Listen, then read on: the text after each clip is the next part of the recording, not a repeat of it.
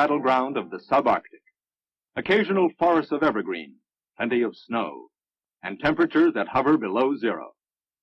For poorly trained men, such terrain could be a dead end to disaster.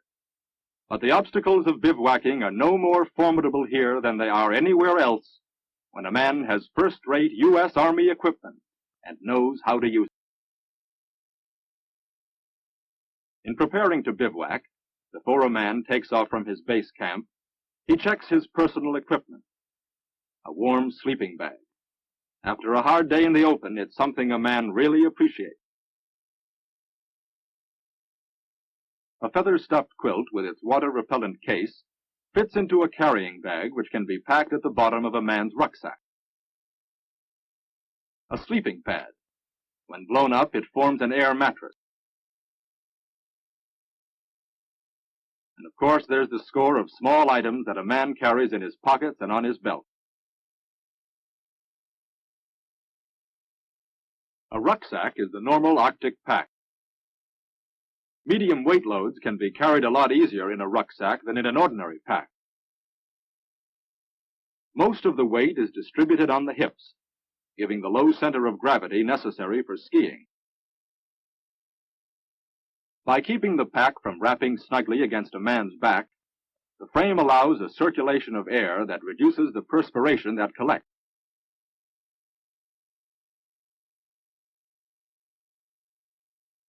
Chapstick to keep a man's lips from chapping in the dry, cold wind.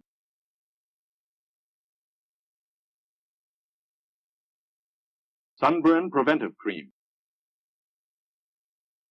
Goggles. On a clear, bright day, 1 hour on snow or ice may be enough to cause snow blindness. A waterproof matchbox. An emergency reserve to be saved for the time when perhaps ordinary matches or lighters may fail. Fire starter.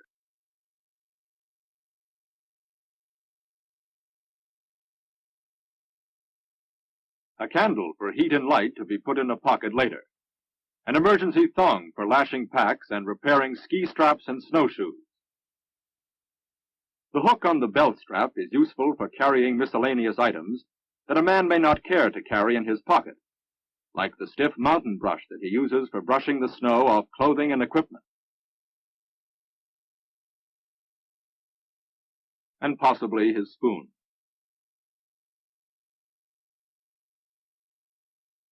A knife and fork, of course, and a couple of sticks of ski wax.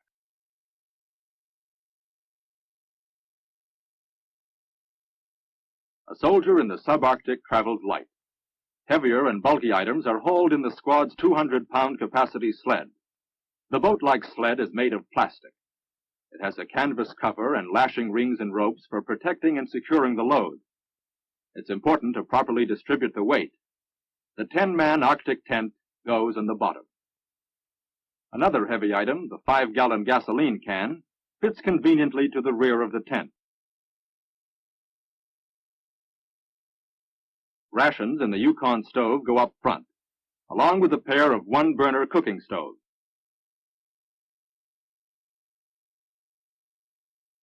A pair of mountain cook sets, and a pressure cooker. A loaded sled like this can be dragged by soldiers on skis, and sometimes it has to be. But ordinarily, if there's any substantial distance involved, sleds are either hauled by tracked vehicle or delivered by air.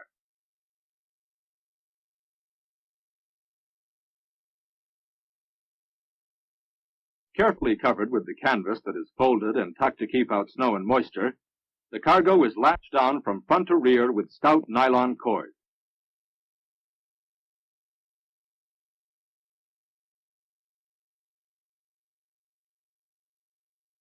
Everyday group work tools such as a saw,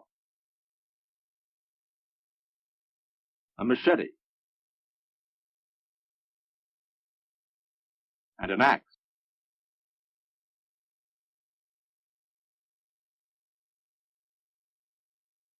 Along with 50 feet of light malleable wire, are tied in on the top of the canvas where they will be handy whenever they're needed.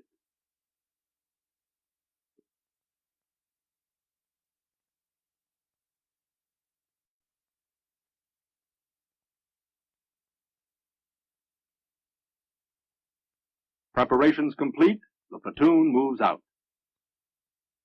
Bivouacs are planned in advance.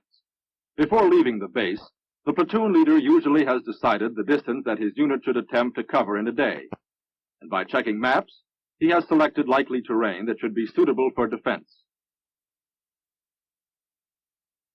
A bivouac must be located tactically in accordance with principles of security and defense, and the site that is chosen must be large enough to contain the entire unit.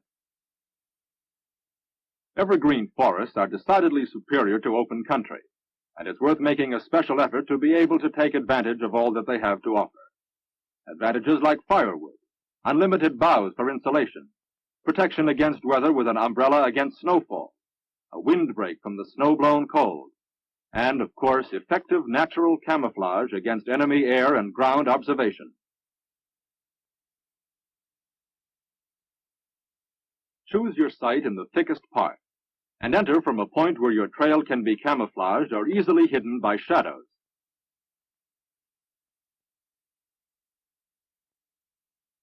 If there were a stream nearby, that would be good too, but you can't always arrange it to have everything.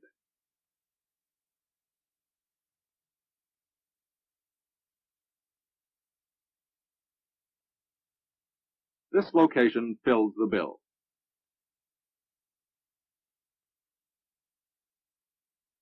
Security. Ski patrols and an all-around perimeter defense are quickly established. If you're in an advance party and traveling fast and light, setting up camp may mean building yourself a lean-to shelter. In a clear spot of ground between a couple of trees, tamp down the snow. Lash up a cross log 5 or 6 feet above the ground and lean a row of stringers up against it.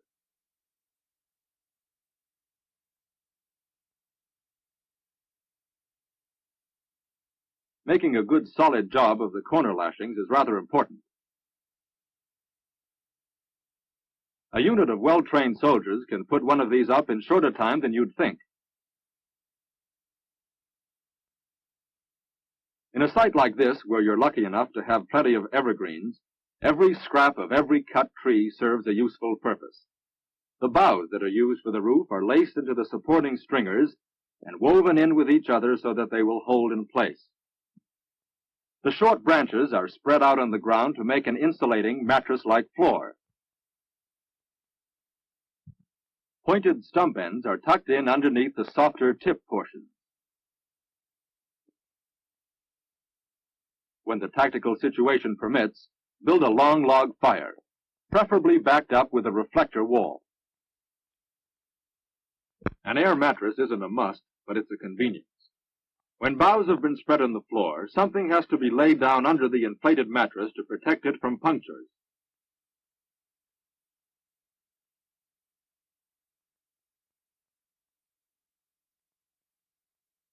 The outer parka is spread out over the top like a mattress cover.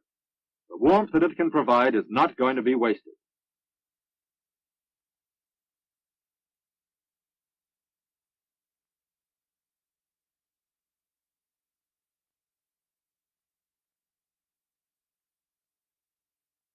Now the sleeping bag itself is spread out on top of the outer parka, and the bag is opened part way up.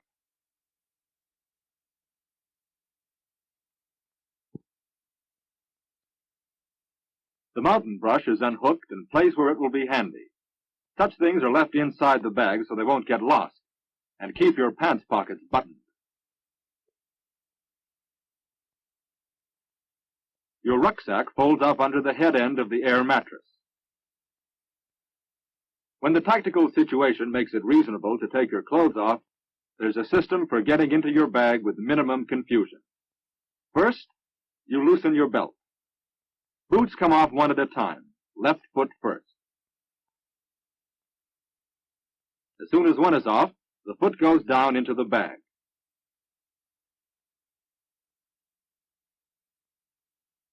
Now, the right foot.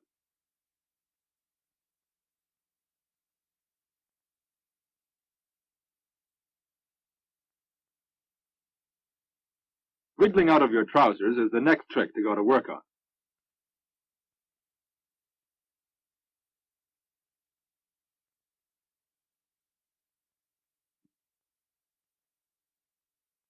The trousers are folded up. Then they're put back inside where they'll go underneath the knees. Now the socks come off. They're placed next to the body, near the hip, where they'll be warm and perhaps dry out a bit.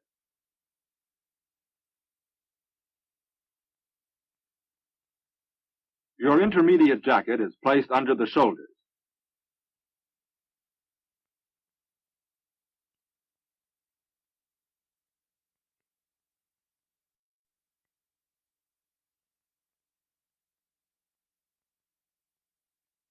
Now comes the shirt.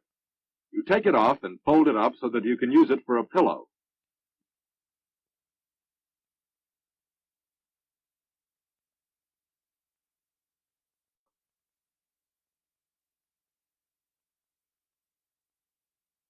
On the home stretch now, you grasp the hood of the bag cross-handed and pull it over your head. Get well down in. And while one hand holds the zipper track together at the top, the other closes the zipper. And here you have what a subarctic camp looks like when men haven't got a tent. But a setup like this is the exception.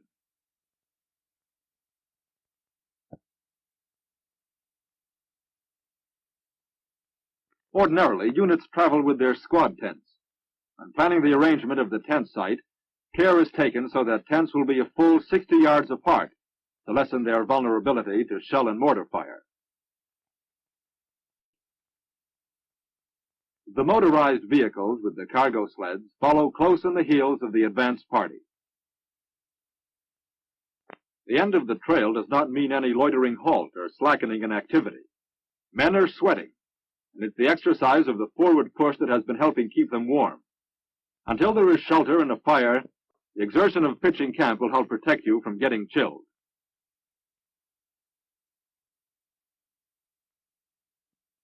Construction teams are organized by squads, and the squad leader points out the sub-area that has been allotted to his unit and decides where the shelter will be erected.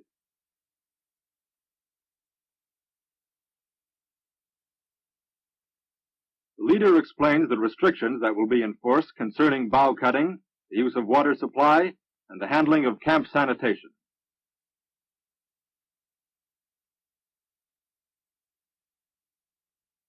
Work details are assigned and 1 or 2 men are selected to clear the area.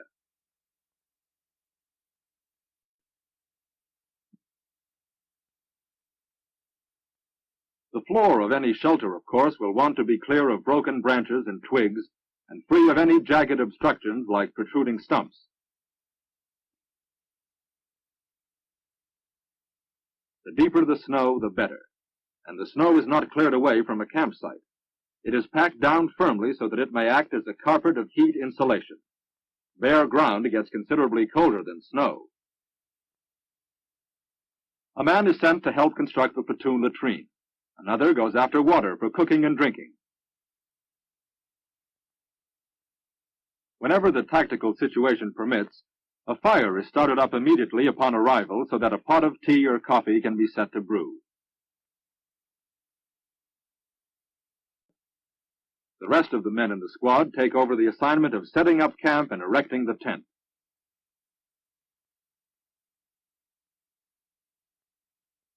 The 10-man tent, weighing 91 pounds, accommodates the personnel of 1 rifle squad or artillery section.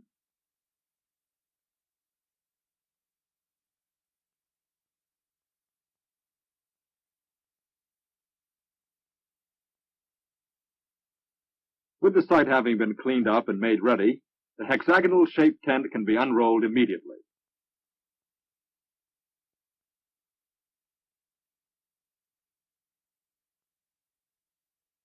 Two men grab the upper corners of the front wall and stretch the wall out tight in the position that it will be in when the tent has been permanently erected.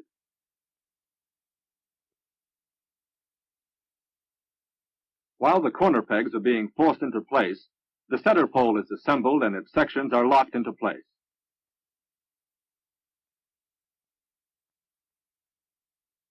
Pounding's not necessary. After pegs have set a few minutes in tamped snow, they'll hold firm. The tent has been positioned so that its double-zippered front door faces obliquely to the prevailing wind.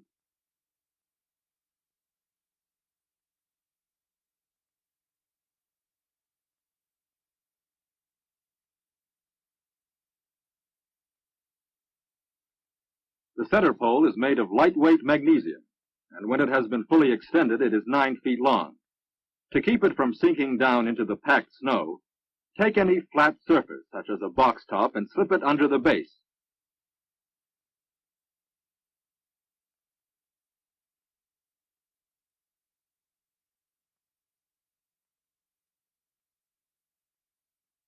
While the man on the inside continues to hold the center pole in an upright position, the back end of the tent is stretched out taut, and the remaining 2 corner pegs are positioned.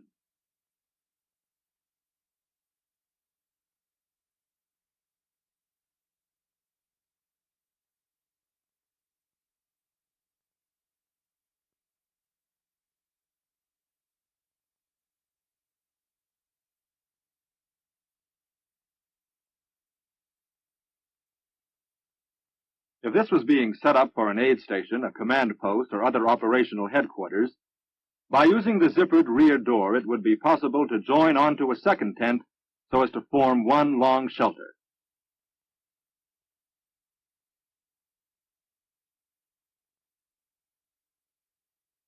The 2 front corners and the 2 rear corners have now been taken care of, and since this is a hexagonal or 6-sided tent, there are additional side corners that have to be pulled taut and anchored.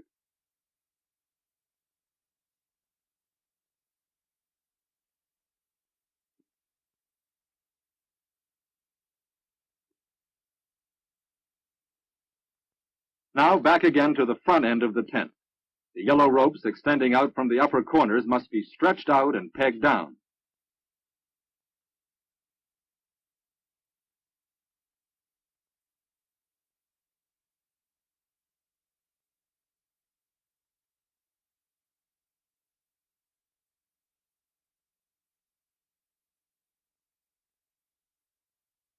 The other front corner. Notice how the ropes are extended in the same direction as the seams to which they are anchored.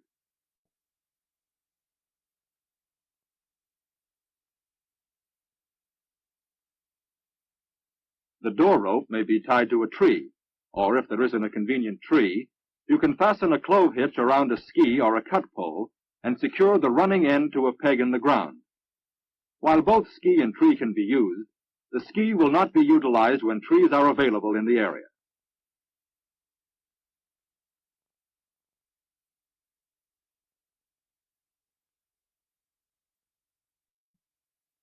Finally, the white ropes are secured.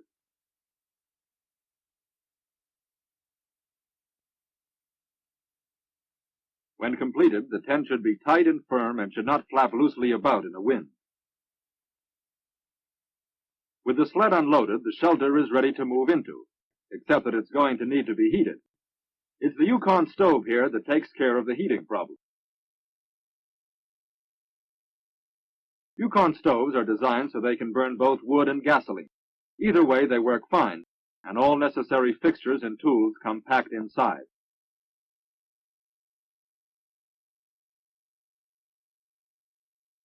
Everything in good order? Gasoline burner assembly.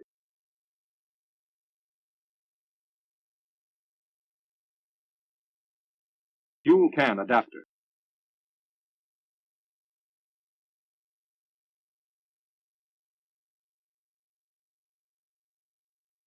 Fuel hose with drip deflector.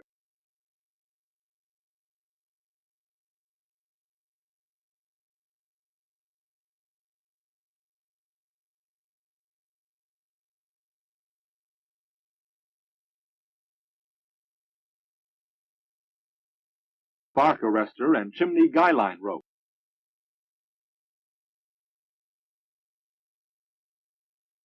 Tools. And the sections of nesting stovepipe.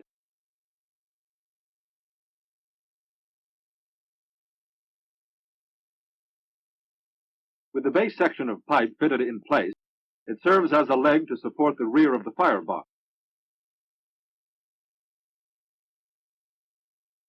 The spark arrestor that fits on top of the chimney is a mighty important fixture.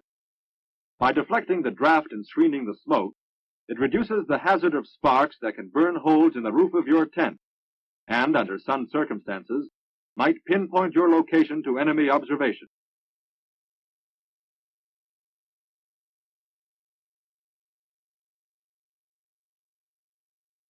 The guy lines that help hold the stack up can be mighty useful when it's windy. This time, the stove's being assembled for burning gasoline.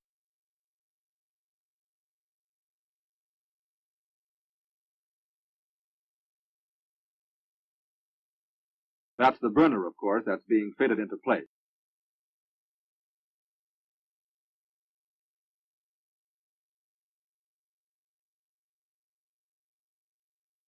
The fuel can adapter hose is connected to the fuel valve.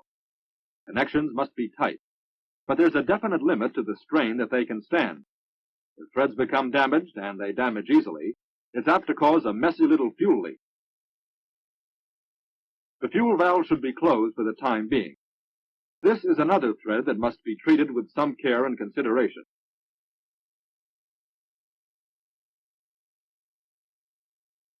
The inverted fuel can has a petcock and is tilted cornerwise, so that as it empties, the last of its contents will drain into the feed line. After opening the petcock on the fuel can outside, examine the assembly for any signs of leak. Open the stove door wide and check for any signs of leaks on the inside. Keeping your face out of line of the flash that may occur, hold a match or a lighted paper under the burner and open the valve by turning it counterclockwise about half a turn.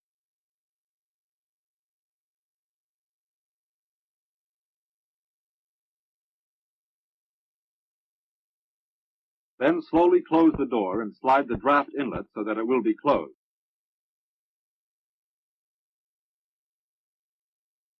Like the thermostat in a family living room, the proper adjustment for this fuel valve may be highly controversial.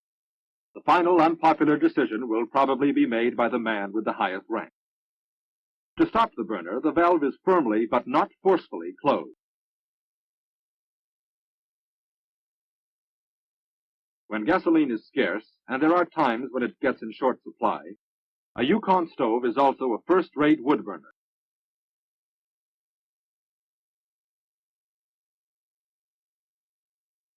There's a grate that is part of the stove assembly, and the fire is laid on this grate.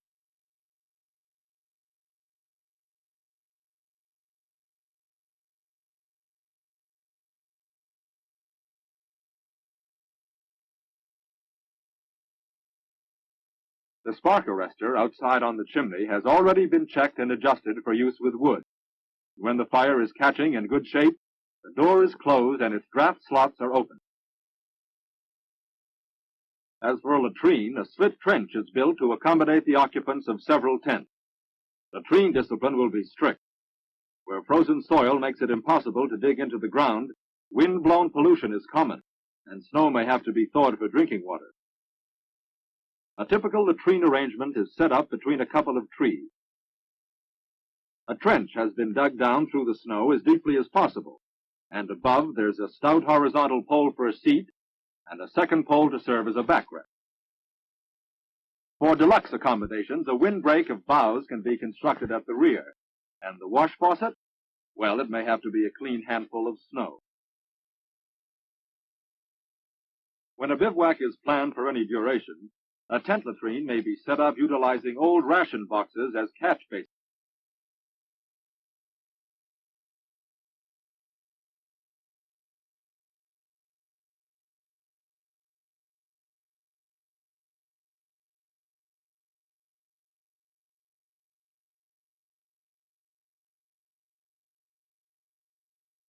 If gasoline is plentiful, burning is the best means of disposing of latrine waste and garbage.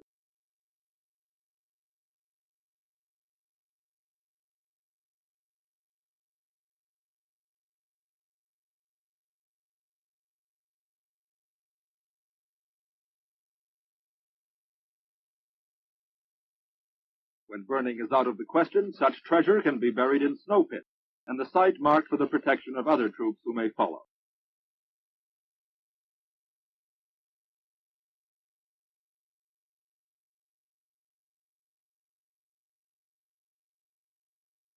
A useful arrangement that's easy to construct in country where timber is everywhere for the taking is a rack for the sled, skis, equipment, and weapons to keep them out of the snow and in good working condition.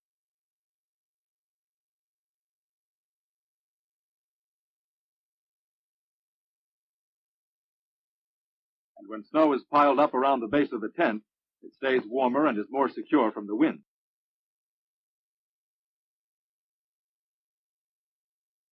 Because boughs are everywhere available, a thick carpet of them is spread out for floor insulation. Equipment is arranged for convenience and utility of space. Rucksacks are placed against the wall where each man sleeps, and the sleeping bags that are sometimes spread out like this from the center pole like the spokes of a wheel are opened and aired.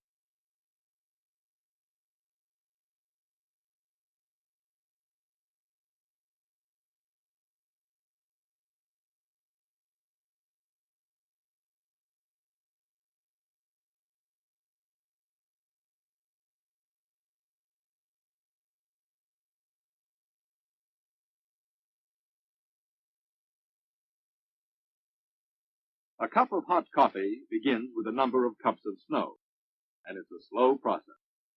You have to melt down a fair amount of the stuff to get enough to make a pot of boiling water. Tent group cooking is generally SOP, and to turn out the hearty hot meals that men in the subarctic need and want, everyone pitches in and helps with the job he can do best, whether it's chief can opener or chief cook.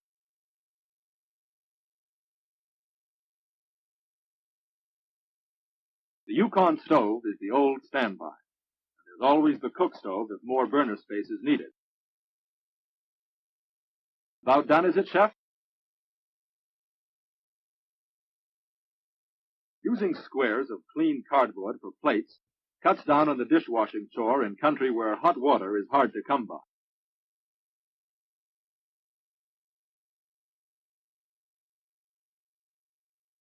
After supper, you sort of catch up with yourself.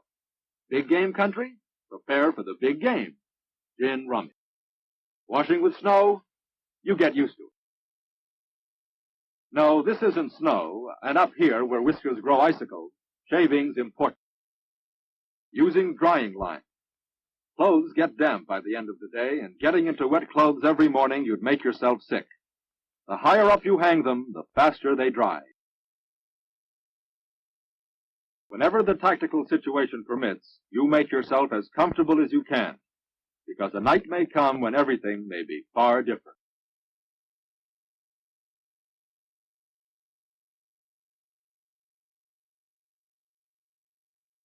And that's why you're a soldier, and that's why you're stationed where you are. And a North Country soldier, confident in his equipment and secure in his training, will meet such a test in his stride.